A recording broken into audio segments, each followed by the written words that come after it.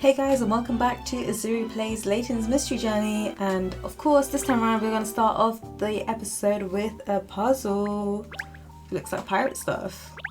So let's go, get the pirate things in, and then we're going to jump and talk to Maverick, the rector, and we'll find out. I don't know if you guys remember, but in a previous episode, I remember I went and I was like, this guy reminds me from One Piece, right? And I was trying to remember who it was, but did you guys know who it was? If you did, make a guess down below. If not, I'm about to tell you. So it was Monkey D. Luffy. There we go. Mystery solved. Maverick, director is Monkey D. Luffy. I don't know if there's someone else in that universe. I'm trying to see if I can tell you. But I don't think so. There we go, guys. I'm just checking my settings are all good. And here we go. Position the pirate so that there's only one in each boxed off area. You must move each pirate whose peg leg will carry him if you only move each pirate once. Pirates can move horizontally and vertically, but the number of spaces are indicated by the icons. When you select a pirate and the places he can move are highlighted, so simply select where you want him to go. Select him again will make him move back to where he started. Pirates without a number cannot be moved, and pirates displaying question mark can be moved any number of spaces or not move at all. Pirates leave footprints wherever they tread, and no other pirate may cross that path. Oh, okay. Bro? Oh, so there's only one in each area. Gotcha. Okay. This dude can't move. This guy can only move 3. You can only move 2. You can move 2. You can move any. Oh, what a pain, bro. Okay, let's move you here. Yes, I want to move you right there. Then I want to move you right here. No, that's like, that's the wrong number. So I want to go this way. Then you can only go that way. Okay, fine, this way. You, my friend, need to jump down. This guy needs to go somewhere else. I'm assuming you're gonna have to go into this box, right? And this dude needs to go here. This guy needs to go there, and you, my friend, need to go here. Boom.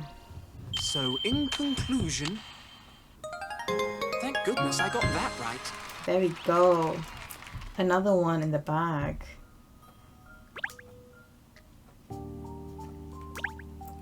So that was done. We are going to end. Oh, we're not near the end of the daily puzzle shenanigans. So we're gonna go talk to Maverick, I guess. That's like one of the things that we were meant to do. So let's go check it out. Let's have a chat to him. Hopefully he will help us and tell us what we need to do. No director. Ah, but there's Emiliana. Look, perhaps she'll know where we can find him. Yes, let's go and ask her, and we can find out how her profiling is going at the same time. What are you saying, dude? This is your time to shine now, Catcher. Let's see what you're made of. Yeah, you said that in the last couple of episodes, if I'm not mistaken.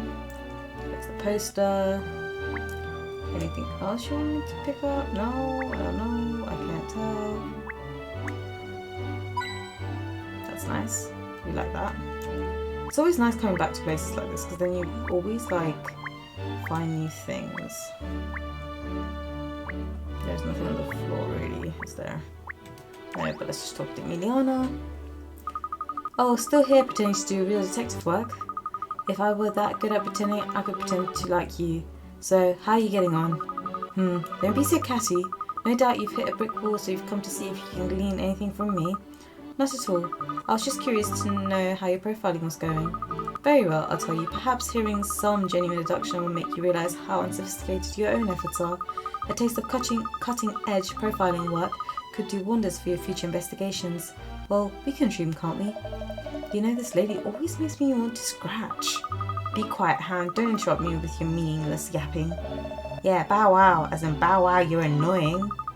So, having spoken to everyone involved, I've built up a detailed profile of the case. The only person who was unhappy about the final kiss was the editor, Eddie Tor. In other words, he was the only one with a motive. He had complained to the director that the stolen scene was inappropriate for the film. However, Tor has an alibi.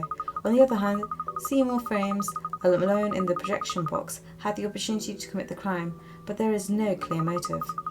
Frames is crazy about his machines, but has little or no interest in the films he shows using them. Therefore, he has no reason to commit the crime. The logical conclusion of all of this is that the real culprit is someone else, someone we have yet to investigate. But who could that be? Well, the only other person with access to the film reels who has not been investigated thoroughly until now is director Maverick D. Rector. Rector? But why? Rector is a renowned perfectionist. His attention to detail is well known. How meticulous he is about such minutiae as the shape of the clouds in the sky or the sounds of the waves. And it would appear that the final kiss in the scene in this latest film of his has been troubling him for some time.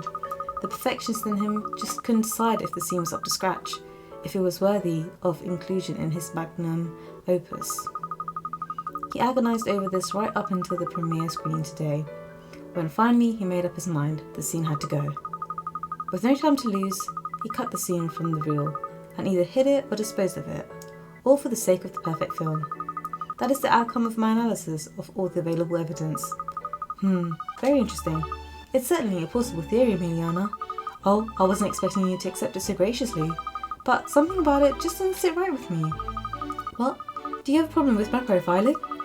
It's not exactly a problem though, it's just something I can't quite put my finger on. Miss Layton's seductions go beyond logic and reason, you see, Emiliana. They have a magic all of their own. Ha! Magic has no place in case solving, Ernest. Catcher is working on a hunch, nothing more, and hunches are unreliable. Well, anyway, I think we should have another chat with Mr. Rector. He was too upset before to give us any useful information. Well, that is certainly true, and the more information we can gather, the better.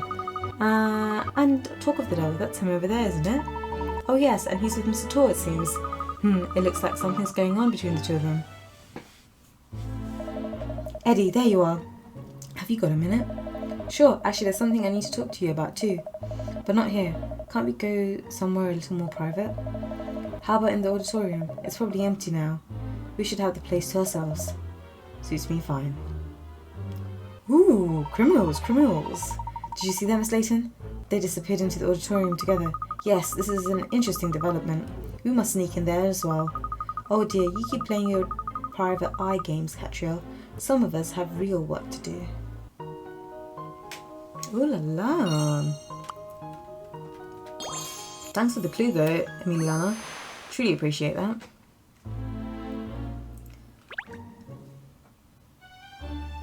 Let's go. I don't know if there's anything else for me to do in this place. Like, I've checked this place out so many times. I'm like, bro, tell me if there is like another puzzle or something. I would feel like there's another puzzle around here, but your girl can't find out. So, let's go. I'm gonna snoop in.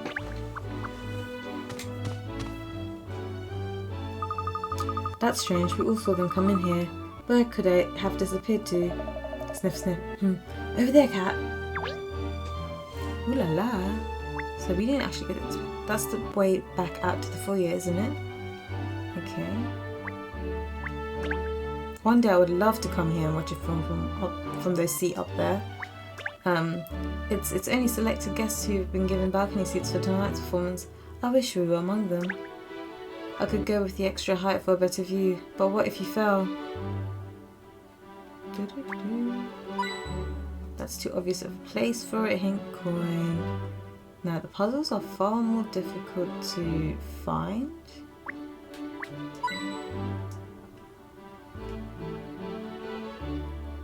Between the rows of seats, there must be like a thing. I say the seats in this auditorium are so well cushioned, aren't they? You could certainly enjoy films in comfort and on these plush seats. Forget how soft they are if you get your paw in the right place. These seats recline. What a treat. Okay. It's very like... Oh, something's there. Go on, tell me there must be something around here. There must be a puzzle that I can solve before I chit chat with those guys.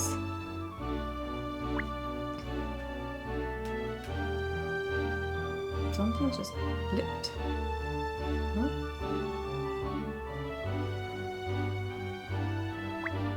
That's that, that's fine. What about here? Are you really not finding anything? I'm not gonna oh, the screen. A big screen and the powerful sound system really bring films alive, don't they? That's a very large screen. Any scene shown on that can't fail to impress. I've heard it's a big screen, but I can't see. All I can see is a big black seat. Oh, Diddums, you're too short to see anything. That sucks. That's the foyer. Someone's been hard at work polishing that. I bet my nose would leave a mark if I got too close to sniff it. They're absolutely silent, these doors, so people coming in the auditorium don't disturb everyone else. Is that a clue? Bro. Do you... Oh, ho ho! I see you. Okay. That's it? I'm not gonna like show me like anything else, like a puzzle within the seats. It's... I don't know why, I just think there's a puzzle within the seats. Like you see a scene and like, ooh, it's a puzzle. No, just me. Oh, dude, I actually can't see anything. I'm very surprised. This kind of caught me off guard, to be honest. I was hoping that we'd find something and be like, what's poppin'? But I guess not. Alright then, Eddie, why don't you just admit it? You're the one who cut that scene, aren't you? You've never liked it. You've had a problem with it from the very first day of shooting. Yeah, and you knew that, but you refused to cut it yourself, you stubborn old fool. Who's the director here? Eh? Me? I am. If I say a scene stays in, it stays in. Or do I misunderstand the meaning of a director somewhere? If you've got a problem with the way I make decisions, then this partnership of ours is over, as of now. It's over, you say. Oh, Maverick, you've done it now. Please, let's all calm down and try to talk about this rationally. Oh, where did you spring from, Miss Layton? Never mind that now. Just take some deep breaths and calm yourselves down. Breathe in and out some more. And a little more. That's it. Keep... Are you trying to kill me? Of course not. I'm a detective. I much prefer investigating murders to committing them. Anyway, it's clear that you two have some kind of unresolved issues. Oh, you overheard that, did you? We were just letting off some steam about the film, that's all. It seemed like a little more than that, the end of your partnership altogether. This know-it-all thinks he's God's gift to romance films these days, and his love scenes have always been a total disaster. It's only my editing that saved him all these years. It's thanks to me he's produced so many hits. But does that mean anything to him now? Not a jot. Well, he might have chosen to forget, but mark my words, I haven't. I mean, what about this love scene,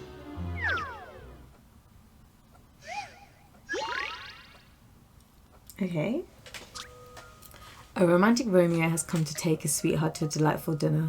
To add a little excitement, instead of telling him her room number directly, his playful partner took photographs of every junction along the route to the room and sent it to him. The photos aren't in any particular order, but by studying them carefully, you should be able to work out which of these rooms A to E is the correct one. Whoa, I'm sleepy today. In puzzles where there can be two different images to consult, one at the bottom left and a bigger one on the bottom right, you can toggle between the two. Okay. Oh, I see. Okay. So he starts here. So he goes straight and it's a cross section. So it's most likely something like this first. Bro, relax. It's really not. Here. No, that's not what I'm going to do. Click it again. Get out of the way. Okay. So he goes to cross section. So we have two cross sections that he goes through. He either continues straight and then he hits a wall, which is the third picture. Which we're going to go with this, right? 1, 2, 3, 4, 5. I'm going to also do this for you guys, just so you know. 1, 2, 3, 4, and this one is 5. Yeah, all good. Take a couple of seconds to remember it, and now it goes. Okay, so we're gonna say number 2 is the first thing that he sees, because when he gets over here, the second picture is what he sees. Assuming that he goes and continues forward, the next thing that he sees would be picture number 4, right? So we've got 2 and we've got 4. Now he goes here, and that would be picture 3. So we've got 2, 3, 4 used up at the moment, and then he goes straight. But that doesn't make any sense, because the last 2 pictures show a 2-ended corridor situation. Correct? Right. So that's wrong. So if you go here again, he's gonna go with number 2. No matter what, he'll always run into number 2. He goes here, and what he sees in front of him is probably 3. So it's definitely not that, because he'll have to go roundabout way. He goes here, then he okay, so he goes here, so he's done 2, and then he goes to 5. He walks up 5, and then he goes to 5, and then what he sees here is number 3. So 2, 3, 5 has been used up, right?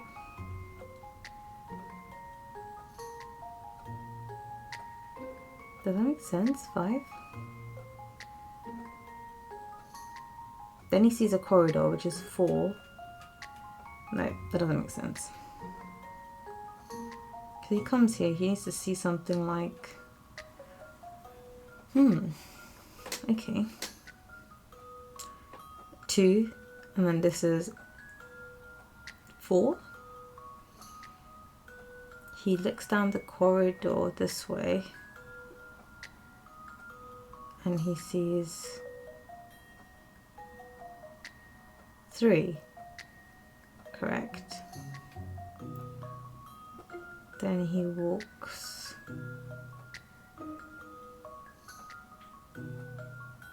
this way, and he sees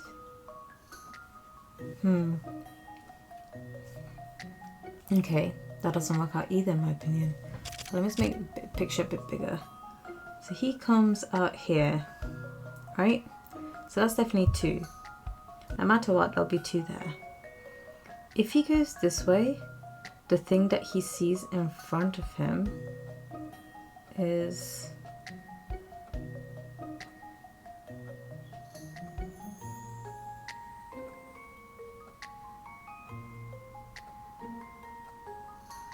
I see. So at the end of the corridor, so he could be seeing something else, okay? So he could be going here, going up here. So he starts off with 2, goes up here, and what he sees is, goes here and he sees 3. Right, because that's the end. He looks down the corridor, which is 1. No, so he's 2 and 4, by the way. And he sees 1, walks down here. Right?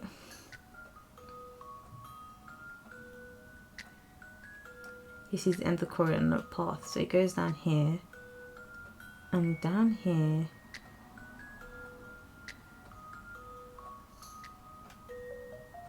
he sees a turn, a corner. But we're missing the crossroad thing, right? Starts off here 2. Continues this way. And he sees 5. Goes up, he sees 3. Looks to his left, he sees a few things. He sees 2 rows. Doesn't look like that, does it?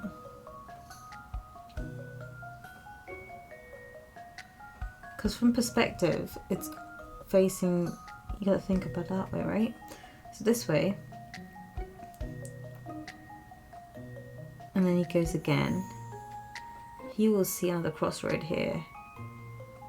So he sees 2 and then he sees 3, right? So he goes here, sees 2. Then he looks forward and he sees 4. Looks to the side and he sees a crossroad again. He sees crossroads, so that's 3. He sees crossroads. That's 3. That's not bad.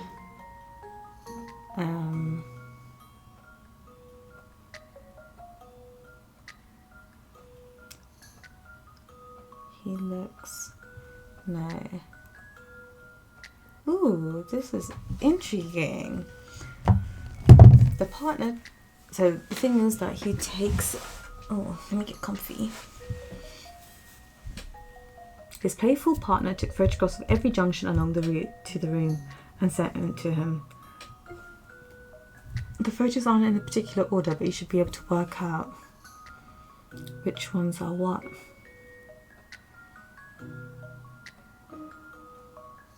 Okay.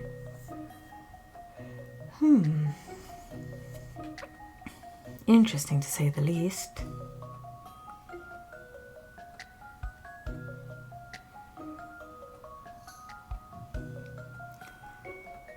The only place where you'll see 1 on the map is for D, if D is the ending road, or for C, right?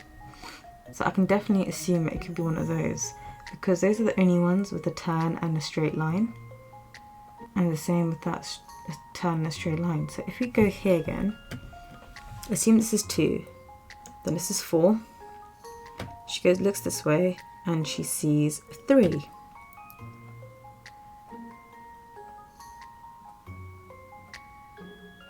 But the thing is that if she goes this way and it turns that way, it has to be upright. So that doesn't make sense. We got 2 and 3. Right, it goes 2 and 4. Then she sees 3. Then she sees 5. And then she sees the end. I would say it's D, to be honest. That's what I'm inclined to say. Because if you start off again here, we start with image 2, right? Go up, we see image 3. That's that location. Then we go to our left and we see image... No, again, I'm saying all the wrong numbers. Image 2, image 4, image 3,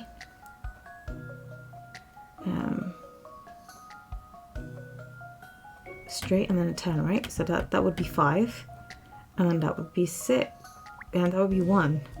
So I'm gonna say it's D. I've seen how to solve this now. Puzzles are made for solving. That was a hard puzzle, I'll give you that. You really need to think about where every location is and think of all the possibilities. You did it. Lucky you found the room on time, otherwise the couple's dinner date would have been ruined.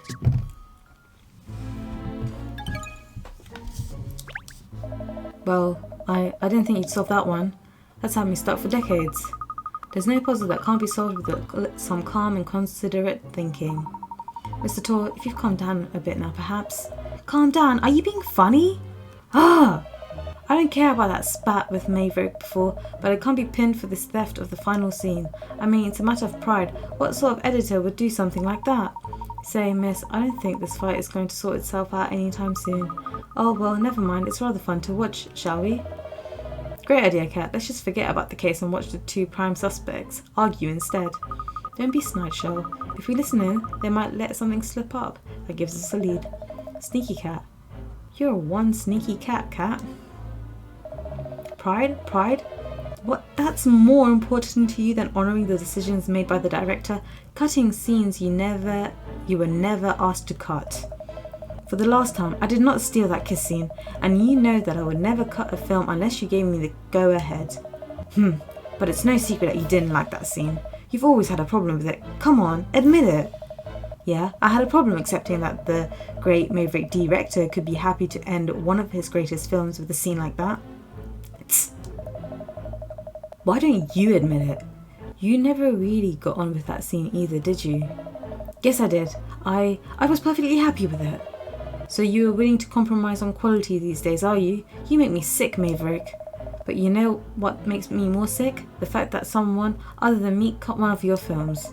Alright then, Eddie. If it wasn't you, then who was it? Tell me that. If you ask me, it was you. Listening to your conscience before it got corrupted by fame. How dare you? Back in the old days, You wouldn't have stopped shooting until you got a scene you were 100% happy with. But now, all those days are gone. Yes, the days when my films had no money. Look, if I've changed my directing style, it's for you and the rest of the crew. And we're grateful for that. We all appreciate actually getting paid, don't get me wrong. But does that mean you have to make such huge compromises to the production? Does it mean you can't be true to yourself anymore? Look, I know I said your love scenes were rubbish, but the truth is you have shot some good stuff in the past, haven't you? Maybe. But that was a long time ago now. Anyway, Eddie, being too idealistic doesn't pay the bills, does it? That's the bottom line. Fine. If that's your take on it, there's nothing more to say. Goodbye, Maverick. Yikes, that didn't end well, did it? Mr. Torres walked out. This could be our chance to get some important information out of Mr. Rector. Come on, Ernest. And you, Shah. Mr. Rector, I'd like to ask you a few more questions if you don't mind. I'm really not in the mood at the moment, but alright, if it'll help the whole thing getting cleared up quicker. That was a rather heated argument you and Mr. Tor just had. Are such disagreements between the two of you a regular occurrence? Eddie and I have always been a team for a very long time, since long before I made it. So yes, we've had more than a few fights over the years, yes. Back in the early days, we used to have blazing rows about production issues. Still, it's never gone this far before. We've never talked about going our separate ways. Yes, well, one ill word asks another, as they say. If you said things you didn't mean, I'm sure an apology will go a long way to fixing things.